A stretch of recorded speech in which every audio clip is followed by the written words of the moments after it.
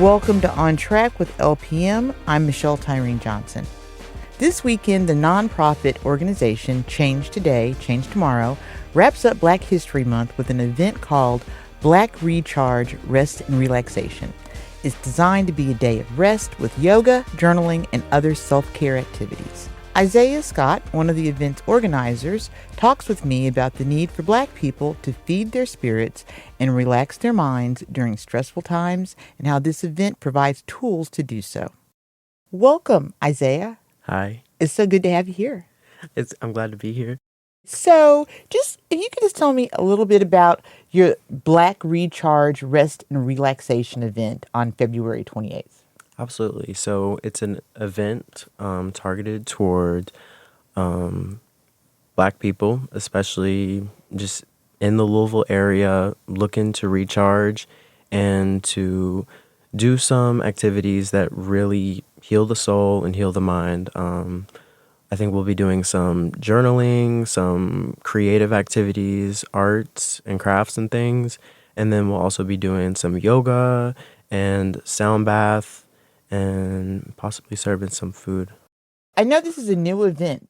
Why now? No better time than now to really maintain our health and our wellness. We should always prioritize rest and relaxation, like it should be daily maintenance. I think a lot of people are starting to prioritize their health and well-being and just wanting to do something different than the typical grind culture. I mean, we're all programmed to keep going and to be doing more. But if you keep doing that, you'll burn yourself out. What is grind culture? How would you define it? I would define it as the sense of whenever you're not doing something, feeling inadequate or feeling guilty for not doing something or not productive, how expensive things are, and having to uphold relationships and responsibilities. It's a constant output of energy, and it's the sense that we always need to be doing something. At what point do we say, okay, I just need to rest? Like, you don't until you just flat out drop. One of the purposes of the event is resistance against grind culture. Yeah. Which that really piqued my attention because I love your definition of how you described it, because it does seem like we're in a constant whirl of doing something, needing to do something. Why is attention to cultivating joy particularly beneficial to Black communities? Because everything that we're exposed to in our daily lives and through social media, I mean, it creates so much stress. And I think when we're able to really enjoy activities and to find joy in them, our nervous systems and our bodies actually start to relax. Like, we're not working, we're not performing. And the more that we can relax and find that togetherness, the lighter everybody will feel. I mean, we all deserve to feel more stress-free and to feel happier, but it creates more community when we see the benefit of what we're doing. There's nothing better than healing the community and like feeling really good about it. You studied yoga in the birthplace of yoga in India, and you'll be teaching yoga in the Day of Recharge. Mm-hmm. So what are you most looking forward to in introducing yoga to Black people who are unfamiliar with yoga? Something that was emphasized in my yoga program was that this isn't a workout. It really has a lot more to do with the awareness of your body and the awareness of your mind and how you're feeling, and rather than performing. I think there's a lot of misconceptions around yoga and why people use it, but it's a very spiritual thing, as in just growing closer to yourself, you know, growing closer to whoever you call God. There's nothing better than when after the yoga class and you can tell everybody is really relaxed and more aware of themselves, and like you can see it. Everybody feels lighter. They walk up straight, and it's joyful. It's so joyful. What are some of the tools that people can take from this event that they can use in their everyday life? It starts at self-respect. You know, nobody's going to tell you to sit down, to work less, to be less productive. And that's where I feel like this event says, no, we're going to calm down together, and then we're going to go back out into the world and like kill it. We're going to do great together. It's not looking like 2026 is going to be any less stressful for anybody, particularly Black folks, Hmm. than 2025 was. What are some of the tools that people can take from this event that they can use in their everyday lives? Mm. I would definitely say, having some form of connection with your body and the things that you like to do.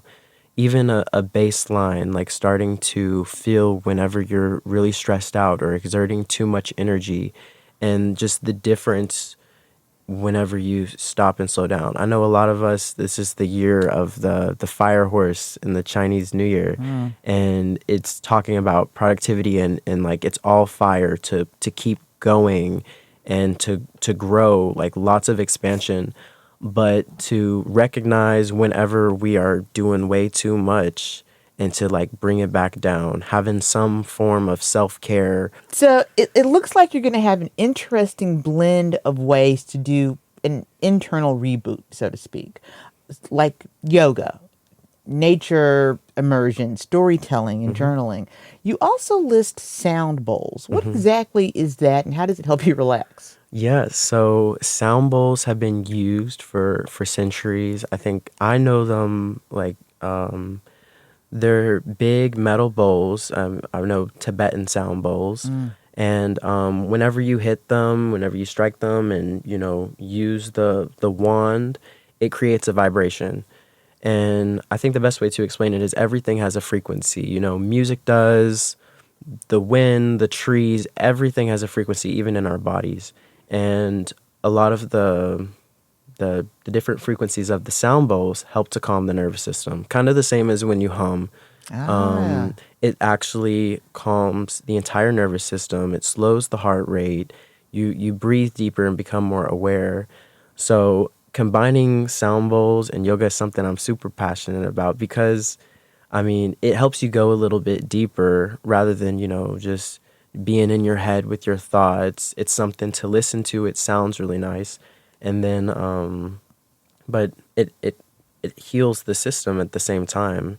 And typically, there's like about like 7 or so sound bowls that all have a different Oh, frequency. wow. Like chakras almost. Hmm. Okay. And yeah, they're supposed to help calm and help you get in tune with different parts of your system. I mean, physically and spiritually. I know that one of the ways that people can get into the event is to bring canned goods. Hmm. So, why is this a food drive as well as a recharge day? I think because it's all community centered. When Change Today, Change Tomorrow started, it was around bringing more awareness and resources to the food desert that is the West End.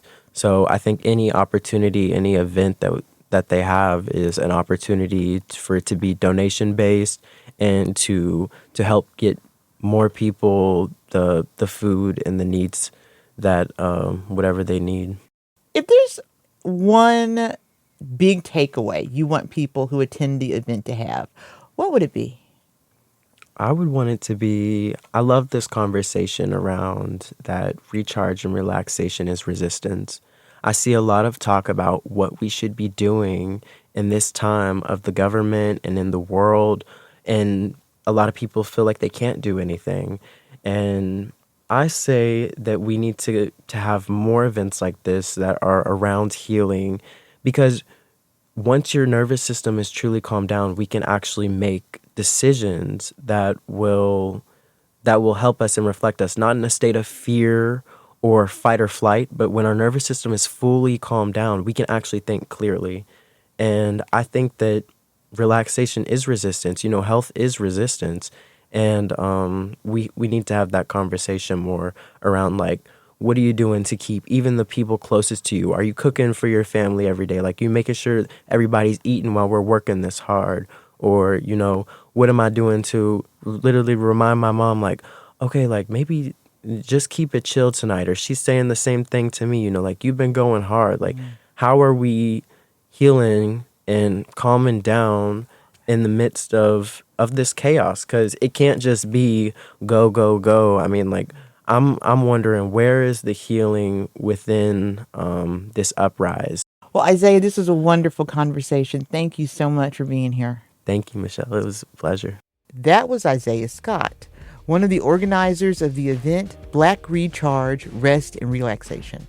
On Track is produced by Louisville Public Media. Our production team includes Aisha Jaffer, Laura Ellis, and me, Michelle Tyrene Johnson, with assistance from Alex Biscardi. Our music is by Kojin Toshiro. Find more at LouisvilleOnTrack.org. Thanks for listening.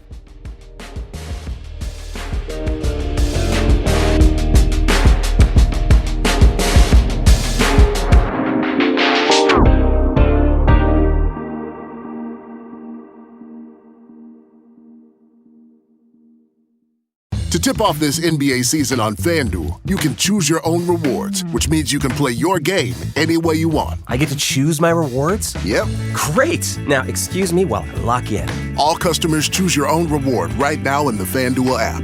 21 plus and present in select states. 18 plus in Kentucky. Opt-in required. Rewards are non-withdrawable. Restrictions apply, including bonus and token expiration, leg requirement, and max wager amount. See full terms at FanDuel.com/sportsbook. Gambling problem? Call 1-800-GAMBLER.